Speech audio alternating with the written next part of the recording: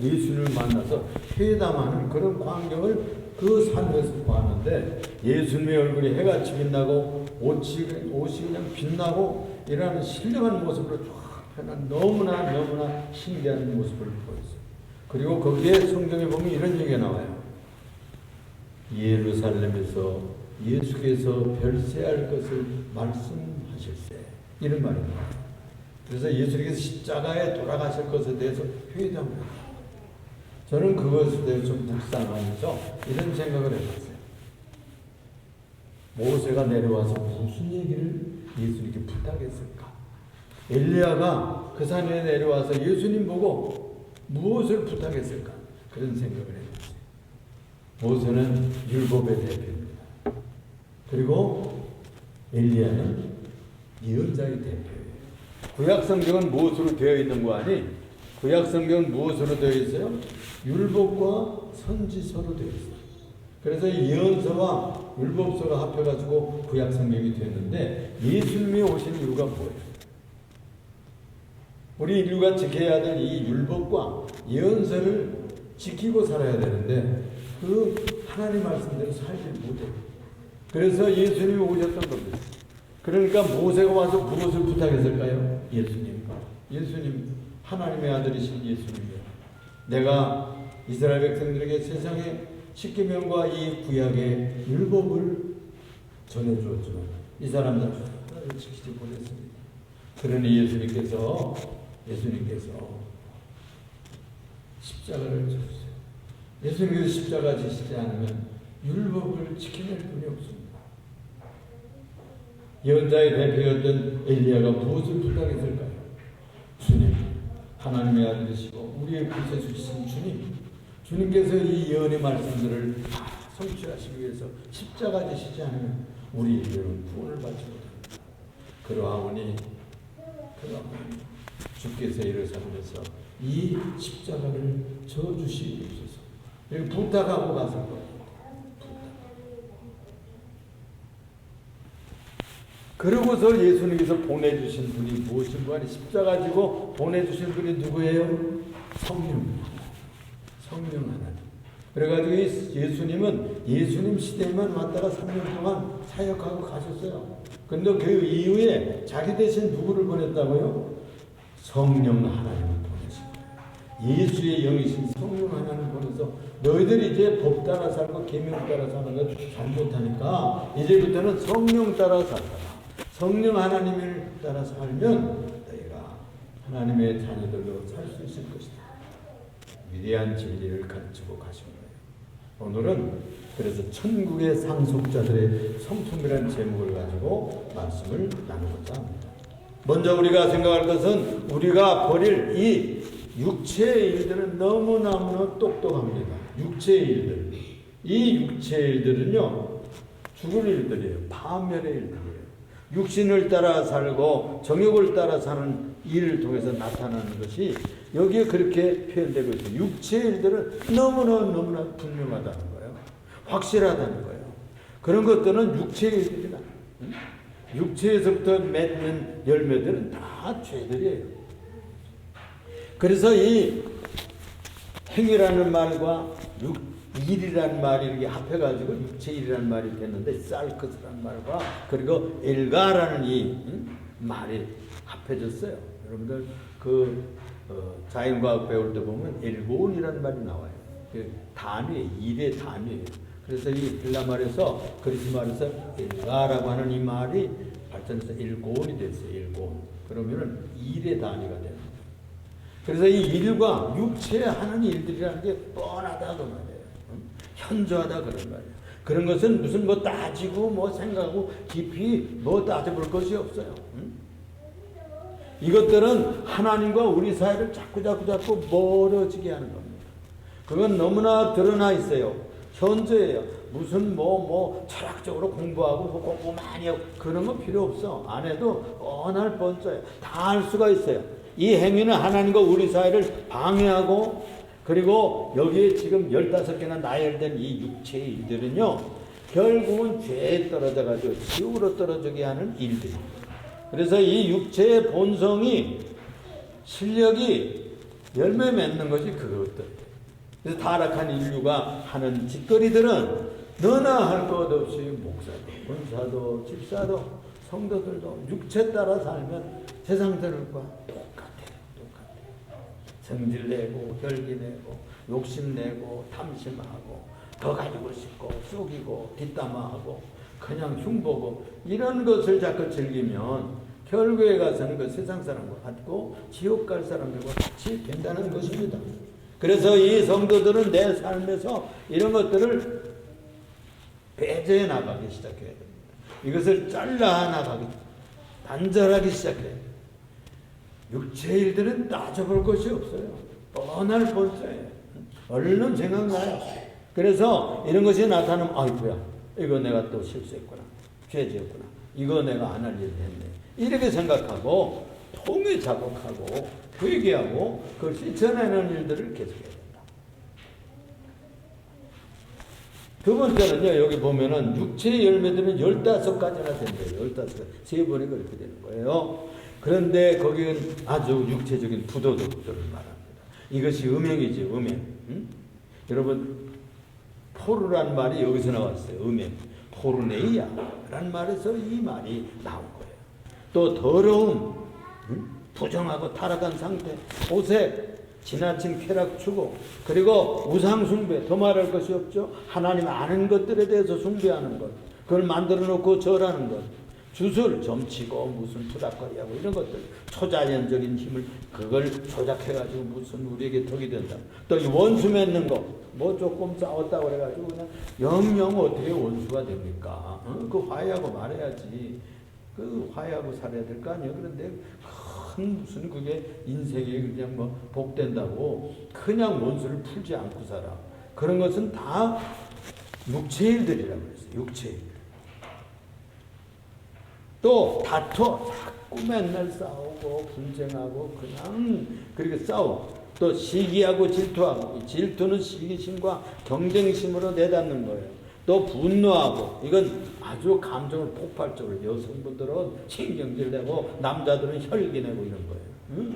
이런 거 다 좋지 않은 육체의 열매들입니다. 분쟁, 이기적인 것을 얻기 위해 가지고 다 경쟁하고 막 싸우는 겁니다. 분쟁을 일으키고, 지금 정치적인 분쟁이 너무 많이 일어나서 지나쳐요. 선의의 경쟁은 좋겠지만은 지나친 경쟁, 한쪽을 완전히 그냥 말살시키려고 하는 이런 것은, 민주주의는 같이 사는 거예요. 같이 사는 거예요. 같이 사는 것이 민주주의예요. 독재는 자기 반대한다고 다 처형시키잖아. 공부도 죽이고 모두 독살하고 이복형도 나갔다가 그랬잖아요. 그건 독재하는 나라예요. 같이 사는 거예요. 생각이 달라도 같이 살고 설명해야 돼요. 설명하고. 그리고 말 안 들으면 이제 나가서 데모하는 것이죠. 평화적인 데모이죠. 알아달라. 이것 좀 해달라. 이렇게 하는 것이 민주주의예요. 그래서 민주주의 좀 시끄러워요. 민주주의 비용이 많이 들고요. 시간이 좀 들어요. 그걸 좀 이해를 하고 참고 기도하고 그렇게 지내야 돼요. 잘 되도록. 근데 이게 한쪽으로만 넘어가고 한쪽으로만 넘어가면 안 되겠죠. 둘 다 망하는 거예요.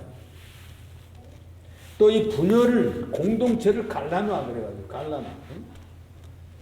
집안을 갈라놓고 부부지간을 갈라놓고 형제지간을 갈라놓고 이게 다 육체의 일이에요. 또 이단. 여러분 잘 알 때 진리를 왜곡하고 교회의 복음을 왜곡하고 잘못된 가르침을 가지고 이단. 또 투기. 남의 가진 것을 자꾸 탐내. 그런 것을 투기한다. 잘 되는 것이, 남이 잘 되는 것을 박수 쳐주고 웃어주고 축하해주고 그러지를 못해. 예수 믿으면요, 수준이 높아지면 그게 즐거워져요. 친구가 잘 되는 게 기뻐. 응? 동서가 잘 되는 게 너무나 기뻐. 형님 잘 되는 게 즐겁고, 아우네 잘 되는 게 그렇게 즐겁고 감사.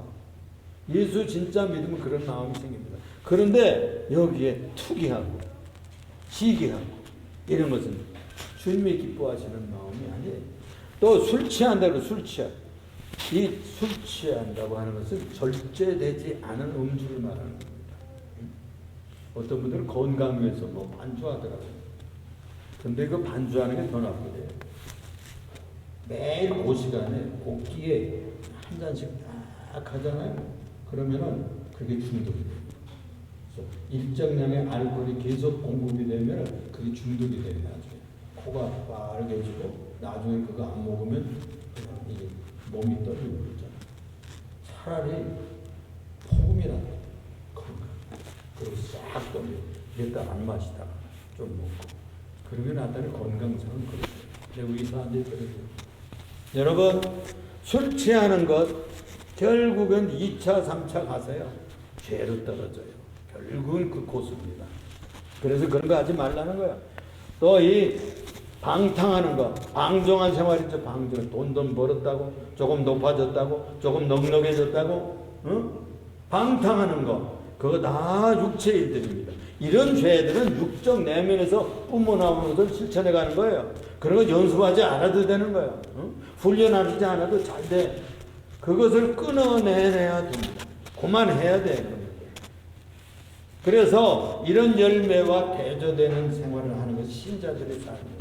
그런 것을 아주 근절해야 돼. 그건 죄로 가는 것이기 때문에 결국에 가서는 파멸을 가져옵니다. 그래서 여기 신자들에게 또 한 가지 얘기하는 경계를 한다. 21절에 그렇게 말하고 있잖아요. 경고하는 거야. 응? 그건 경계하노니 이전에도 경고했지만 이제도 경고하노니 그랬어요. 경고. 응? 바울 사도는 그래서 이런 사람들은 하나님의 나라의 유업을 받지 못한다고. 하나님 나라를 유업을 받지 못한다. 쉽게 얘기하면 천국 못 간다는 말이에요. 천국을 상속 못해. 그건 천국에 사는 체질이 아니에요. 그건 육체적인 체질로 살로 그 정욕을 따라 살고 탐심을 따라 사는 그런 삶이라고 하는 것은 천국 체질이 아니에요. 천국 기질이 아니에요. 그걸 자꾸 키우면 천국 못 가요. 하나님의 나라의 체질을 키워야지. 하나님의 나라의 성품을 키워야지. 하나님의 나라에 들어가는 성품을 키우는 것이 성도의 생활이에요. 교회 생활이 그거예요. 신앙 생활이 그런 것을 훈련하고 트레이닝하는 겁니다. 트레이닝. 그래서 이 천국 가는 시민으로 산다고 하는 것은 바로 이런 육체적인 일들을 경계하고 그걸 마치 이러면 안 되지. 이러고서 그걸 잘라내고 그만두고 이렇게 단절해야 돼. 그래서 육체의 탐심이 발동할 때는 대비를 하고 경계를 하고 마치 저 일선에서 장병들이 이렇게 아주 경계를 하고 적들이 오는지 지키는 것처럼 죄악이 나타날 때에는 그런 것들이 일어날 때는 그것을 막아야 돼. 경계해야 돼. 그래서 만일 실패해서 그런 죄악의 열매를 맺고 육체의 열매가 맺었다고 그럽시다. 그럴 때는 회개해야 돼. 잘라내야 돼. 그리고 실천해야 돼. 거룩함을 회복하는 작업을 하는 것이 회개의 생활입니다. 그래서 예수의 보혈을 뿌려주신 십자가를 우리에게 허락하신 이유는 보혈을 뿌려주시고 우리들이 잘못 열매 맺은 그것들을 다 잘라내고 회개하고 예수님 이름으로 회개하고 보혈로 씻어주시고 용서해 주십니다. 그래서 우리를 회복시켜 주시고 양심을 회복시켜 주시고 또 성결함을 회복시켜 주시고 진실함을 회복시켜 주시고 거룩함을 회복시켜 주신다. 여러분 세상에서 우리들의 이 신앙적인 죄를 해결할 데가 없습니다. 예수님의 보혈만이 가능해요. 백할배를 해보아도 공양미를 해보아도 무슨 구제를 많이 했다고 해서 죄가 없어지는 게 아니에요. 회개하는 것밖에 없어요. 나는 길이요 진리요 생명이니. 그래서 부활 예수의 보혈이 우리들에게 뿌려질 때 우리의 죄들이 소멸되고 씻어지는 것이죠. 두 번째로 크게 생각할 것은요. 다음은 그러면 이 천국 상속자들은 도대체 어떻게 살아야 되는가? 어떤 열매를 맺는 것이냐 하는 것을 5장 22절에서부터 말씀하고 있습니다. 이것은 성령을 따라서 사는 사람들. 아까는 사단을 따라 살고 마귀를 따라 살고 육신의 욕심과 탐심을 따라 살면 그런 15가지 이상의 열매들을 그에 의해 너무 수많은 열매들이 죄의 열매들이 있습니다. 그런데 성령을 따라 살면 여기 대표적으로 9가지 열매를 맺을 수 있다. 그런 얘기를 가르치고 있어요. 그래서 여기 22절에 볼 것 같으면 성령의 열매는 이러이러하다. 이 열매란 말은 카르포스란 말이에요. 이게 단수로 되어 있어요. 단수로 되어 있는데 그런데 열매는 9가지야. 그런데 이게 다 하나에서 나와. 누구에서 나와? 예수의 영이신 성령님께서 나오기 때문에 그걸 단수로 썼어요. 나타나는 것은 사랑, 화평, 희락, 오래 참음, 자별, 양성, 충성, 온유, 절제 이 9가지가 있지만은 이 열매들이 다 하나야. 성령께로부터 나와.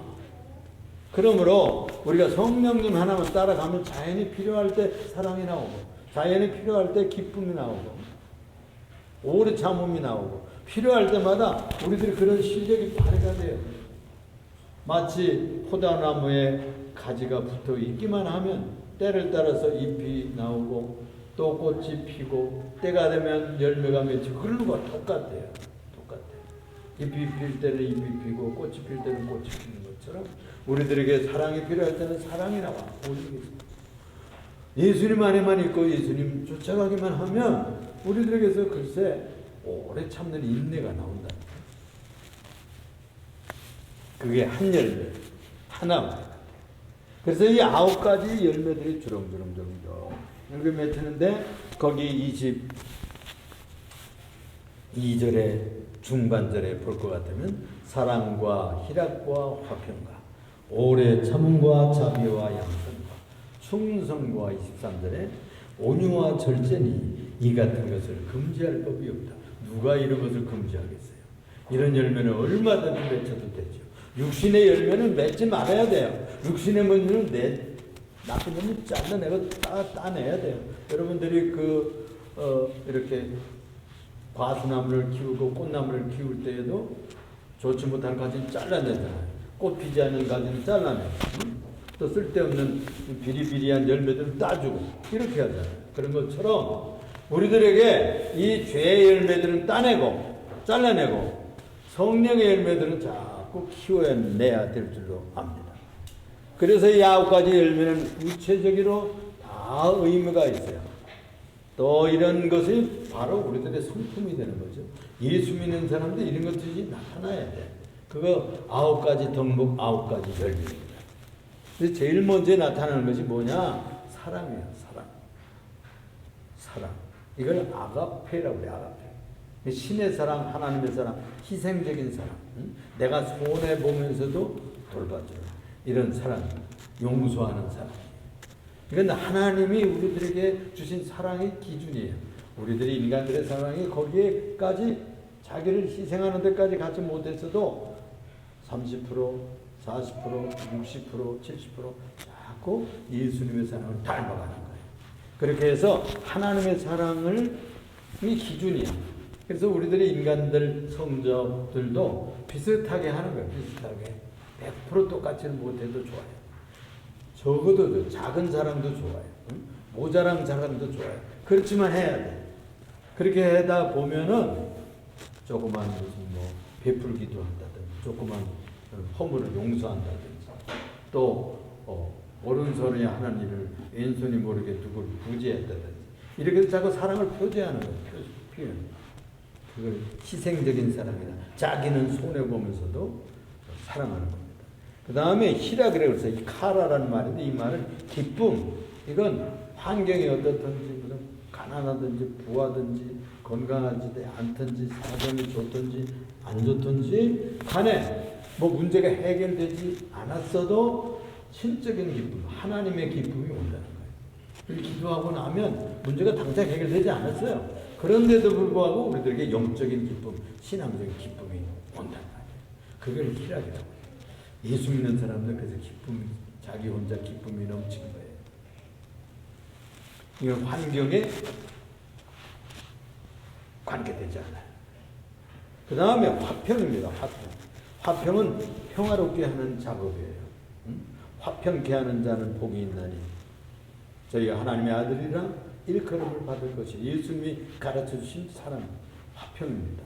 이 사랑과 화평을 베풀 줄 알아야 되는데 그냥 누가 형제간에 자꾸 싸우기만 해.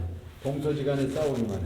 그 가운데 들어가서 화평케 하고 위로하고 격려하고 이렇게 해서 평화를 얻게 한다 그러면 예수님의 화평. 예수님이 십자가를 짊어지고 두 팔을 벌리고 돌아가셨잖아요. 그건 뭘 상징하는 거 아니? 우리 형제들 사이를, 싸우는 동서간 사이를, 남편과 아내 사이를 이렇게 두 손을 잡고 십자가로 못 박힌 손으로 화해시키는 손이라는 거예요. 그래서 화평케 하는 자의 모범을 보내준 것이 주님입니다.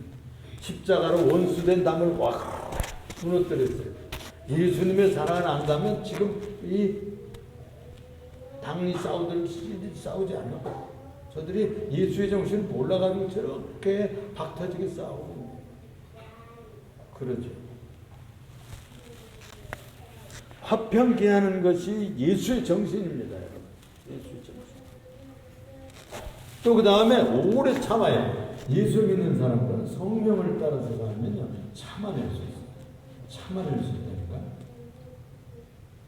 저도요 젊은 청년 시절에 굉장히 얘기가 많았었어요. 근데 세월이 좀 가서도 아직도 있어요. 그렇지만 참아낼 수 있는 훈련을 오랫동안 했어요. 참 요즘은 조금 참아져요. 그런데 여기까지만 잡고 나는 더 못 참겠어. 그래서는 안 돼. 그것도 또 참아내야 돼. 오래 참아야 돼. 조그만 잠시 참다가 금방 신경질 내고 혈기 내고 화내고 그래서는 안 돼. 그것도 참아내고 시간을 오래 참아내는 끝까지 참는 자는 구원을 얻으리라 그랬어요. 끝까지 견디는 자가 구원을 얻는다고. 신앙이라는 건요 견디는 거예요. 잘 견뎌내는 것이 믿음 생활이에요. 너무 복잡하게 생각할 거 없어요. 참아야 됩니다. 잘 인내해야 되는 거예요. 주님 오실 때까지, 천국 갈 때까지 여기까지 잘 하다가 그 다음에 천국 가기 바로 전에 그걸 못 해내면 안 되잖아요. 너무나 아깝잖아. 억울해. 억울해서라도 우리가 참아내야 돼요. 지금까지 평생 참아내고 이렇게 헌신하고 충성했는데 요거 못 참아내고 일버전에서 중단하면 얼마나 손해입니까? 끝까지 견디는 자가 승리하는 것입니다. 그 다음에 여기에요. 이 인내다움에 자비가 필요해요. 자비 여러분들 아시잖아요. 불교에서 자비를 가르치잖아요. 불쌍히 여기는 거, 긍휼히 여기는 거. 주님의 마음이 긍휼지심으로 가득 찬 분입니다. 그래서 불쌍히 여기시는 거예요. 예수님께서 불쌍히 여기서 고쳐주신 일들이 한두 번이 아니에요. 한 번은 나인이란 그 성에 들어갔는데 제자들과 함께 금방 난 성문에서 청년의 관우에 말이야. 거적덕이다 이렇게 해가지고 나오는 거예요. 뒤에서 그냥 과부된 엄마가 그냥 아이고 땀을 넣고 이렇게 그 청년 아들의 뒤 관뒤를 따라오는 거예요.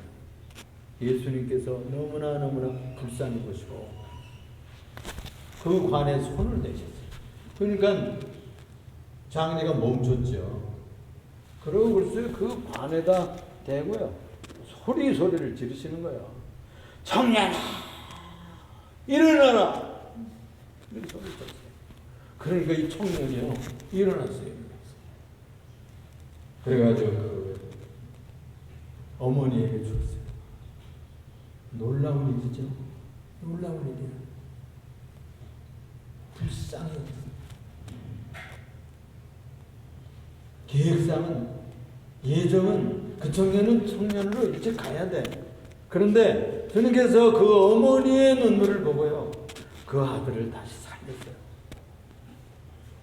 그런 일들이 나인성 과부 아들만 일어났어요.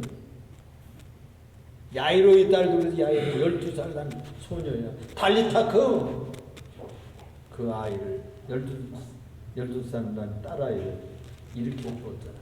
40세에 낳았던 나사로 자기의 친구였던 이 나사로를 무덤 앞에서 살려냈어요. 마르다가 울고 마리아가 울고 그 누이 동생들이 그렇게 우니까 불쌍히 살려냈어요. 주님은 자비의 구세주입니다. 우리는 예수 믿잖아요. 예수 믿는 사람은 남을 좀 불쌍히 여길 줄 알아야 돼. 인상만 있고 그냥 이쪽만 생각하고 그냥 따지고 그러면 안 돼.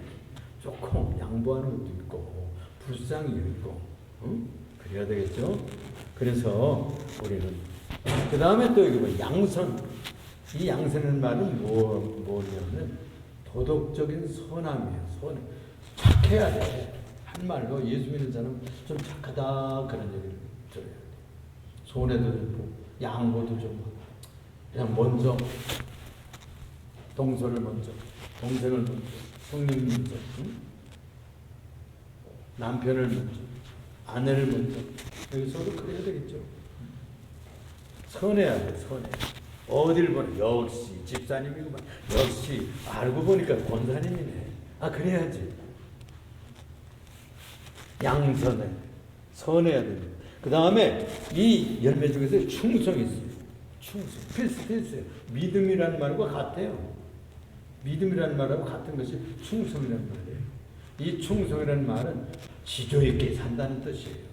변절하지 않는다는 뜻이에요. 이번에 이 정치적인 망동으로 말미암아서 누가 배신했는지, 누가 정직한지, 누가 끝까지 충성하는지 알겠잖아요.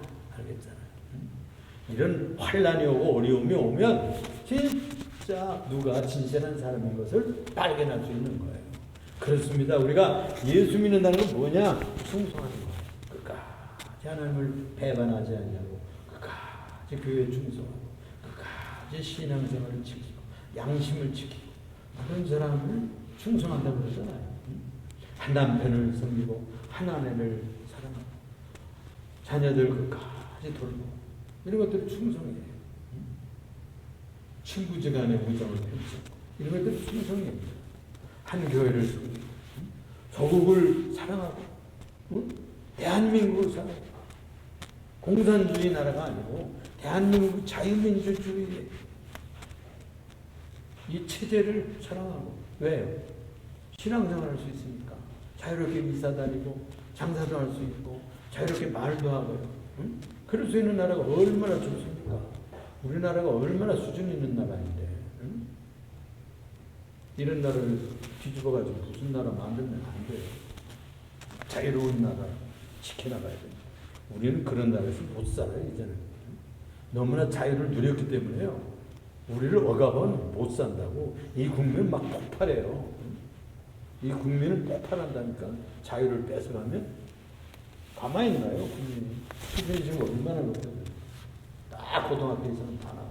대학 나온 사람이 얼마나 많고, 박사들이 얼마나 많고, 대학원 나온 사람들이 얼마나 많은데 함부로 다루면 안 된다니까. 우리에게 주신 이 충성심을 주님께서 기쁘게 생각하시고 그런 열매를 주고, 그 다음에요, 예수 믿는 사람들은 온유해요. 바보 같지만 온유해요. 부드러워요. 이것은 쑥맥이라 그런 얘기가 아니고 아주 부드럽다 그런 거예요. 부드러운 사람이에요. 플렉시블해요.